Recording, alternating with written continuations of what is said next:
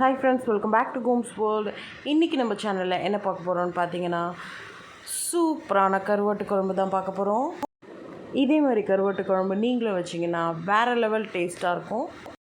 வீடியோக்குள்ளே போகிறதுக்கு முன்னாடி சப்ஸ்கிரைப் பண்ணாதவங்க சப்ஸ்கிரைப் பண்ணிக்கோங்க. ஃபஸ்ட்டு கீரை தண்டை அரிஞ்சிக்கிறாங்க.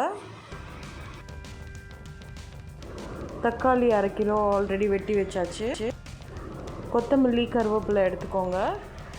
1/4 கிலோ கத்திரிக்காய், 1/4 கிலோ கருணக்கிழங்கு, 2 வாழைக்காய், 1 உருளைக்கிழங்கு, கீரைத்தண்டு, முருங்கைக்காய் 2 பொடியாக நறுக்கி வச்சு போட்டுக்கிறாங்க. இந்த டபராவில் பாதி தண்ணி எடுத்துக்கோங்க. இப்போ நான் எல்லாத்தையும் அலசி இந்த தண்ணியில் போட்டுடுறேன். 1/2 கிலோ வெங்காயம் எடுத்துக்கோங்க.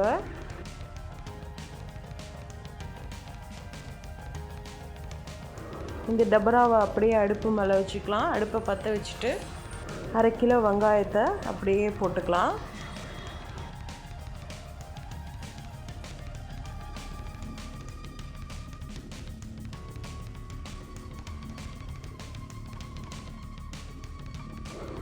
ஒரு ஸ்பூன் மஞ்சள்தூள் ஆட் பண்ணிக்கோங்க.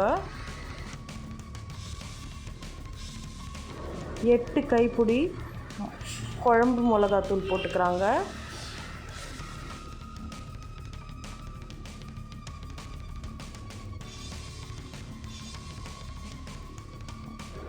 தண்ணி கொஞ்சம் ஆட் பண்ணிக்கலாம்.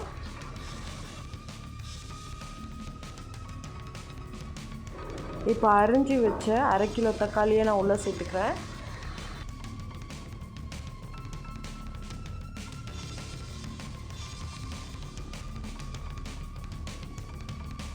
இப்போ 2 கைப்பிடி உப்பு சேர்த்துக்கிறாங்க.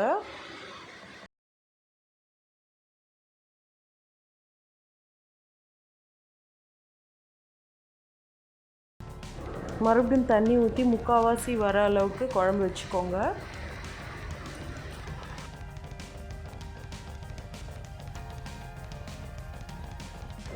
நல்லா ஒரு வாட்டி கலந்து விட்டுக்கலாம். இப்போ தட்டு போட்டு மூடிடுங்க.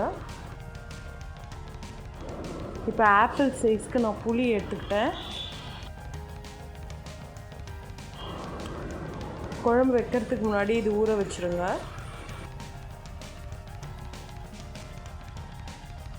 இப்போ புளியை நல்லா கரைச்சிட்டு நல்லா அந்த மாதிரி வடிகட்டிக்கலாம். ஏன்னா நிறைய மண் இருந்தால் இருக்கும். கருவாடு ஆல்ரெடி சுடுதண்ணி போட்டு ஊற வச்சாச்சு. இப்போ அதை எப்படி க்ளீன் பண்ணுறதுன்னு பார்க்கலாம்.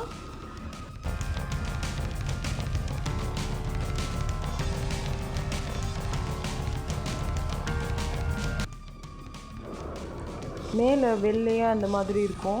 அது சும்மா விரலில் நீங்கள் இப்படி பண்ணிங்கனாலே வந்துடும். இப்போ அந்த க்ளீன் பண்ண கருவாடை உள்ளே ஆட் பண்ணிக்கலாம். வெந்துருச்சான்னு பார்க்கலாம். நல்லாவே வெந்திருக்கு. 1/4 கிலோ மொச்சக்கட்டை ஓவர் நைட் ஊற வச்சுட்டு குக்கரில் 4 விசில் போட்டாச்சு. இப்போ நான் அதை உள்ளே சேர்த்துக்கிறேன்.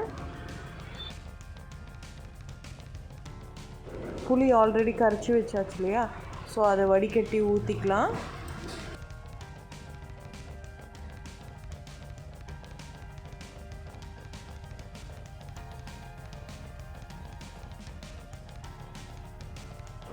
ஒரு கடாய் வச்சு 4 கரண்டி எண்ணெய் ஊற்றியாச்சு.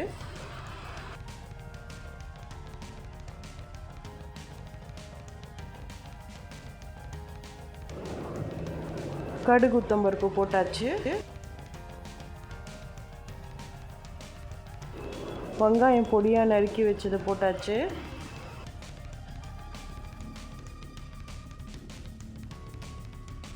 பூண்டு ஒரு கைப்பிடி அளவு மிக்ஸி ஜாரில் போட்டு நல்லா அரைச்சி இப்போ இந்த எண்ணெயில் சேர்த்துக்கலாம்.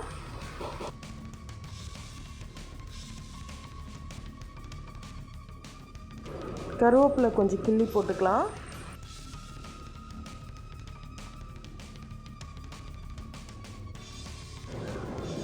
நல்லா வதக்கிட்டு இந்த மாதிரி நல்லா ப்ரௌனிஷாக வந்ததுக்கப்புறம் குழம்புல சேர்த்துக்கலாம்.